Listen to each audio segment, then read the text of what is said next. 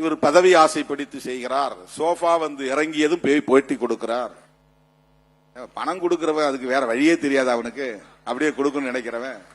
அது நீ சொல்ற மாதிரி நூற்றுக்கணக்கான கோடினா எப்படி சோஃபால கொடுத்து அனுப்ப முடியும்? அவங்க அரசியல் செய்யறாங்களாம், நம்மளை டேமேஜ் பண்றாங்களாம், நம்மளை காயப்படுத்துறாங்களாம், நம்முடைய தலைமையை பலவீனப்படுத்துறாங்களாம். என்னை பற்றி எனக்கு தெரியும், என்னை மதிப்பிட வேறு எவருக்கும் அந்த ஆளுமை இல்லை, அந்த வலிமை இல்லை.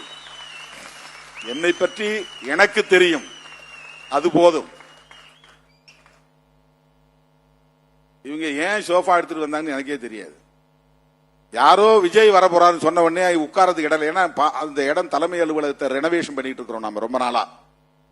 கையில காசு இருந்துச்சுன்னா என்னைக்கே செஞ்சு ஒரு 6 மாசத்துல முடிக்கிற வேலை அல்லது 3 மாசத்துல முடிக்கிற வேலை.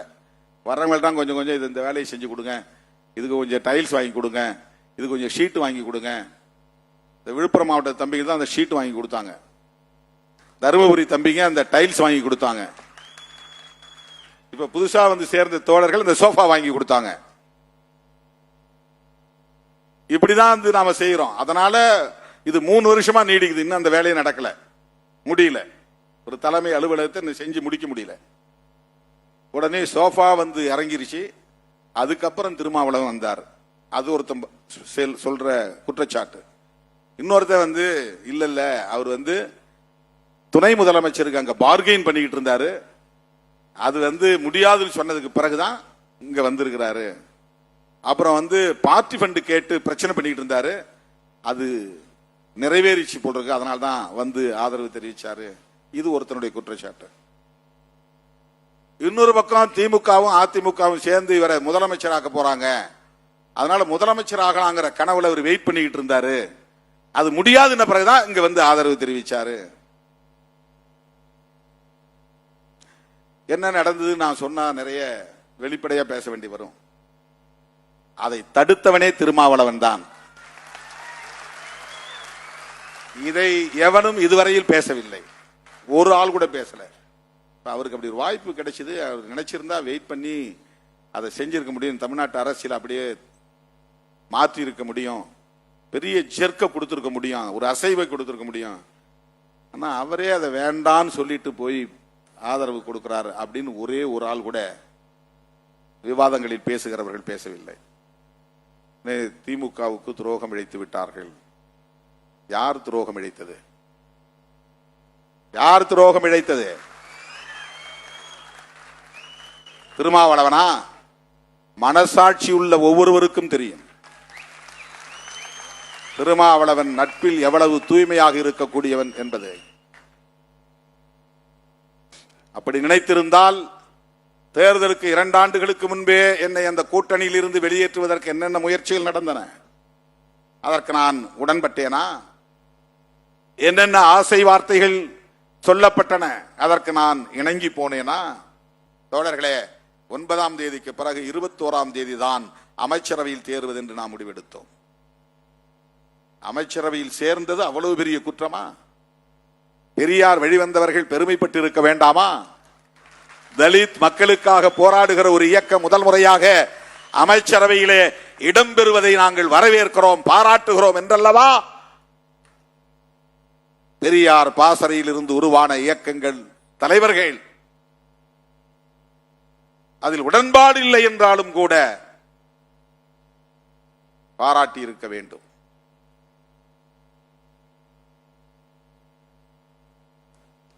அமைச்சரவையிலே இடம்பெற்றது, வன்னி அரசுவை நான் அறிவித்தது, இதையெல்லாம் வெவ்வேறு கோணங்களில் மடைமாற்றம் செய்து திரிபுவாதம் செய்யக்கூடியவர்கள் அந்த இடத்திலே திருமாவளவன் விரும்பி இருந்தால் அமைச்சராகி இருக்கலாம் அல்லவா? ஆனால் அவர் ஆகவில்லை. தம்மோடு நின்ற ஒரு தம்பியைத்தான் அமைச்சராக்கி இருக்கிறார். அதிலும் அவருடைய பெருந்தன்மை இருக்கிறது என்று யாராவது பேசியதுண்டா? அதை பாராட்டியதுண்டா? அதை சுட்டிக்காட்டியதுண்டா? RSS பெற்ற பிள்ளைகள் என்று நான் விமர்சித்து விட்டு இல்லை இல்லை உங்களுக்கு நாங்கள் ஆதரவு தருகிறோம், எனக்கு துணை முதலமைச்சர் பதவி தாருங்கள் என்றா நாங்கள் பேசினோம், கெஞ்சினோம், வாதாடினோம், அதற்காக காத்திருந்தோம். இல்லை, நாங்கள் அப்படி பேசியது எங்களுக்கு இருந்த சந்தேகம். நேருக்கு நேர அந்நிய அரசை அமைச்சர் நாற்காலியில் அமர வைத்த பிறகு நானும் தோழர் ரவிக்குமார் அவர்களும் சிந்தனை செல்வன் அவர்களும் 3 பேரும் அமர்ந்து முதலமைச்சரோடு பேசிக் கொண்டிருந்த போது நான் சொன்னேன், எனக்கு உங்கள் மீது தேர்தலுக்கு முன்பு இருந்த சந்தேகம் இது. ஆனால் நீங்கள் எடுத்திருக்கிற இந்த முடிவு எங்களை வியப்புக்குள் ஆழ்த்தி இருக்கிறது. நீங்கள் நினைத்திருந்தால் அதிமுக ஆதரவை பெற்று ஆட்சியை உடனே அமைத்திருக்க முடியும், அல்லது அதிமுக கூட்டணியில் உள்ள பிற கட்சிகளின் ஆதரவும் உங்களால் பெற்றிருக்க முடியும். ஆனால் மதசார்பற்ற சக்திகளாக களத்தில் மக்களால் அடையாளம் காணப்பட்டிருக்கிற எங்களை போன்றவர்களை நீங்கள் அழைத்து ஆதரவு கேட்டிருப்பது ஒரு துணிச்சலான முடிவு. ஆகவே நீங்கள் எடுத்திருக்கிற இந்த நிலைப்பாட்டை நாங்கள் அங்கீகரிக்க வேண்டியது எங்களுடைய பொறுப்பு. மத சார்பின்மையில் உங்களுக்கு ஒரு நம்பிக்கை இருப்பது எங்களுக்கு வெளிப்பட்டு இருக்கிறது. அது தேர்தலுக்கு முன்பு இருந்த சந்தேகம். இந்த நிலைப்பாடு அந்த சந்தேகத்தை போக்கி இருக்கிறது. எனவே ஆதரவு நல்குகிறோம், உறுதியாக இருப்போம், என்றைக்கும் தோழமைக்கு உண்மையாக இருப்போம், நட்புக்கு உறுதியாக இருப்போம். 5 ஆண்டுகள் வரையில் உங்கள் ஆட்சி தொடரும், அதற்கு நாங்கள் உற்ற துணை இருப்போம் என்று சொன்னேன். இதில் என்ன துரோகம் இருக்கிறது? பத்திரிகையாளர்கள் கேட்கிறார்கள், நீங்க திமுக கூட்டணியில் தான் இருக்கீங்களா இல்லையா? திராவிட முன்னேற்ற கழகத்தின் தலைமையிலான கூட்டணியில் விடுதலை சிறுத்தைகள் இல்லை என்று திமுக தலைமையே அறிவித்து விட்டது. நான் அறிவிக்கவில்லை, இதுவரையில் நான் அறிவிக்கவில்லை. தாவேகா கூட்டணியில் இருக்கிறோமா என்றும் நான் சொல்லவில்லை. அமைச்சரவையில் இருக்கிறோம், கூட்டணி பற்றிய பேச்சுவார்த்தை 1ஆம் தேதி நடந்ததில் பங்கேற்றிருக்கிறோம். இன்னும் அங்கே எந்த முடிவும் எடுக்கப்படவில்லை. அப்படி ஒரு கூட்டணி அமைந்தால் அதில் இடம்பெறுவோம், அதிலே எங்களுக்கு எந்த ஐயமும் இல்லை. இதை ஏன் இப்போது நான் சொல்லுகிறேன் என்றால், திராவிட முன்னேற்ற கழகத்தின் தலைவர்கள் அத்தனை பேரும் ஒன்று கூடி விடுதலை சிறுத்தைகளில் இருந்து ஒருவரை அழைத்து கட்சியிலே இணைத்த போதே திமுக தலைமையே சொல்லுகிறது, விடுதலை சிறுத்தைகளோடு எங்களுக்கு உறவில்லை என்று. நானா சொன்னேன்? விடுதலை சிறுத்தைகளோடு கூட்டணி இல்லை என்ற அறிவிப்பை செய்தது யார்? பெருமதிப்பிற்குரிய மேனாள் முதலமைச்சர் அண்ணன் முத்துவேல் கருணாநிதி ஸ்டாலின் அவர்கள்தான். எனது மதிப்புக்குரியவர். அவர் மீதான மதிப்பு என்றைக்கும் குறையாது, அது வேறு. பாஜகவில் இருக்கிற தலைவர்களுக்கே மிகுந்த மரியாதை கொடுக்கிறவன் திருமாவளவன். அவர்கள் கொள்கை, அவருடைய அரசியல் நமக்கு பகை, அவ்வளவுதான். தனிநபர்கள் யாரும் இல்லை. அக்கா தமிழிசை சவுந்தரராஜன் எங்கே வந்தாலும் தேடி போய் வணக்கம் சொல்லுகிறவன் நான். அண்ணன் பொன்னார் அவர்கள் வழியிலே பார்த்தாலும் வண்டியை நிறுத்திவிட்டு ஓடி போய் அவருக்கு கை கொடுக்கிறவன் திருமாவளவன்.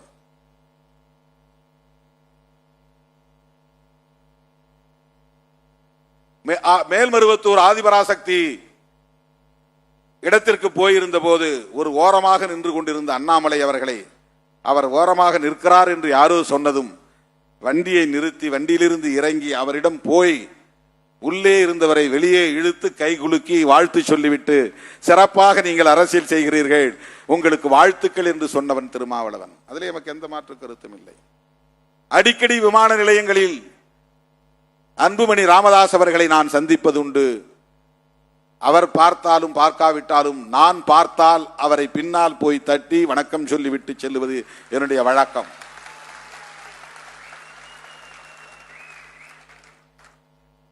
இது எனக்கு குருதியிலே கலந்த பண்பு, என் ரத்தத்தில் ஊறி போயிருக்கிற பண்பு. இது என்னுடைய பண்பு, தாய் தந்தையரிடமிருந்து நான் பெற்றுக்கொண்ட பண்பு இது. இதை நான் ஒருபோதும் மாற்றிக்கொள்ள முடியாது. ஆனால்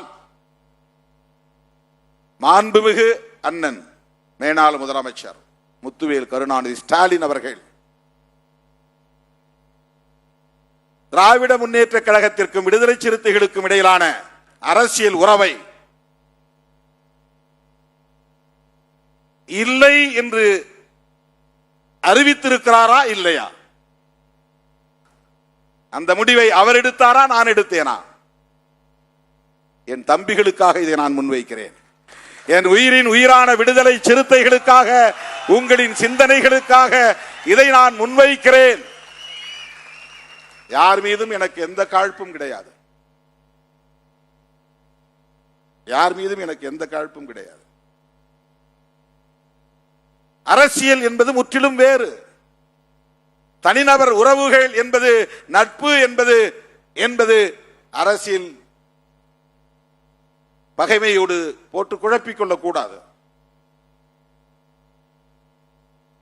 இந்த கூட்டணியில் இருந்தா அந்த கூட்டணியில் பேசக்கூடாது, அந்த கூட்டணியில் இருந்தா இந்த கூட்டணியில் இருக்கிறவங்களோட பேசக்கூடாது. இது தமிழ்நாட்டில் மட்டும்தான் இருக்கிறது, வேறு எந்த மாநிலத்திலும் இல்லை. டெல்லியில கிடையாது. காங்கிரஸ்காரர்களும் பிஜேபி காரர்களும் நேருக்கு நேர் எதிரும் புதிருமாக கடுமையான வாதங்களை செய்து கொள்வார்கள். வெளியே லாபியில் வந்ததும் ஒருத்தர் கை குலுக்கி கொண்டு, தோளில் கையை போட்டுக்கொண்டு அதை பற்றி விவாதிப்பார்கள். சென்ட்ரல் ஹால் மைய மண்டபத்திலே உட்கார்ந்து தோழமையோடு விவாதிப்பார்கள். யாரும் பயப்படுறதில்லை. வாஜ்பாய் பார்த்துட்டா என்ன பண்றதுன்னு யாரும் பயப்படுறதில்லை. மோடி பார்த்தா என்ன செய்வாரு அப்படின்னு யாரும் பயப்படுறதில்லை.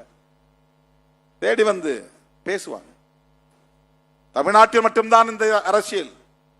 அதை உடைத்தவன் திருமாவளவன். இன்றைக்கு தாவேகா கூட்டணியில் இருக்கிறதுனால நாம ஏதோ மழுப்பி பேசுறோமா? சோசியல் மீடியா பக்கம் போகாமல் இருந்தாலே நாம் உருப்பட்டு விடுவோம். கட்சி உருப்பட்டு விடும். ஏன்னா அங்க எல்லாம் கழிசடைகள் தான் நிறைய இருக்கிறான். அற்பர்களும் பதர்களும் தான் அங்கே குவிந்து கிடக்கிறார்கள். நம்முடைய வளர்ச்சியை பிடிக்காதவர்கள் அங்கே அவதூறுகளை பரப்புகிறார்கள். எப்படா இவன் மட்டும் இவன் கூட வந்தவன் பூரா காலியா போயிட்டான், இவன் மட்டும் நிக்கிறானே. இந்தியா முழுக்க எல்லாரும் நாம சொல்லல, அவங்களா சொல்றான். எனக்கு அதுக்கப்புறம் தான் தெரியுது. கிங் மேக்கர் திருமான் போடுறான். நானா போட சொன்னேன்? காலம் தீர்மானிக்கிறது. விஜய் தீர்மானிக்கல, நான் தீர்மானிக்கவில்லை. காலம் தீர்மானிக்கிறது. காங்கிரஸ் கடைசியா முடிவு பண்ணியிருந்தா காங்கிரஸ் தான் கிங் மேக்கர். அவங்க முதல் நாளே போயிட்டாங்க. நமக்கு பின்னால கம்யூனிஸ்டுகள் முடிவு பண்ணியிருந்தா அவங்க தான் கிங் மேக்கர். நமக்கு முன்னால அவங்க போயிட்டாங்க. நாடே எதிர்பார்த்து கொண்டு திருமாவளவன் என்ன முடிவு பண்ண போற? ஏன்னா இன்னும் தேவை 2 தான். Only 2 seeds. 107, 112 ஆச்சு, 112, 116 ஆச்சு, 118க்கு 2 தான் வேணும். இந்த 2 திருமாவளவன் கையில் இருக்கு. திருமாவளவன் எஸ் பதவி ஏற்பு, இல்லன்னா அப்புறம் இந்த 2 பேரை வேற எங்கேயாவது பிடிக்கணும். மறுபடியும் அதிமுக கூட்டணிக்கு போகணும். அது போகக்கூடாது. ஐயுஎம்ல பிடிக்கணும், இல்லைன்னா விசிகே பிடிக்கணும். ஐயுஎம்எல் 70 ஆண்டுகளா திமுக கூட்டணியில் இருக்கிறவங்க. அவ்வளவு சீக்கிரம் அவங்க வெளியே வரமாட்டாங்க. அப்ப இந்த ஒரு ஆள் தான் முதல்ல நாம வீழ்த்த வேண்டிய ஆள் அப்படின்னு அவங்க கணக்கு போடுறாங்க. நம்மள வாங்க நாங்க வச்சிருக்கிறோம் கூப்பிட்டோமா? இல்ல. நாங்க இதை தந்தா இதை தாங்க அப்படின்னு நம்ம பேசணுமா? இல்ல. இதை எல்லாவற்றையும் காலம் தீர்மானிக்கிறது.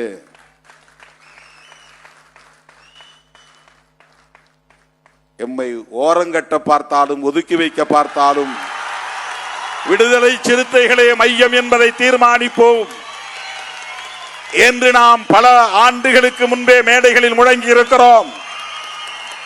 நீ தலித் இயக்கம் என்று எங்களை பார்க்கலாம், திருமாவளவன் ஒரு தலித் என்று நீங்கள் ஒதுக்கலாம், 2 சீட்டு தானே என்று அலட்சியப்படுத்தலாம். ஆனால் காலம் எங்கள் பக்கம். அதனால்தான் இதை திருமா காலம் என்று நாங்கள் சொல்லுகிறோம். இது ஆணவத்தோடு சொல்லவில்லை, அகந்தையோடு சொல்லவில்லை. 25-30 ஆண்டுகளாக தாக்கு பிடித்து நிற்பதே ஒரு ஆளுமையின் அடையாளம், ஒரு லீடர்ஷிப்புக்கான அடையாளம். அது நான் ஆசைப்பட்டிருந்தால், அங்கும் இங்கும் ஊசலாடி இருந்தால் எப்போதே நான் வெளுத்து போயிருப்பேன், அம்பலப்பட்டு போயிருப்பேன், ஓரங்கட்டப்பட்டிருப்பேன். ஆனால் வஞ்சகம் நிறைந்த, சூது சூழ்ச்சி நிறைந்த இந்த அரசியல் களத்தில்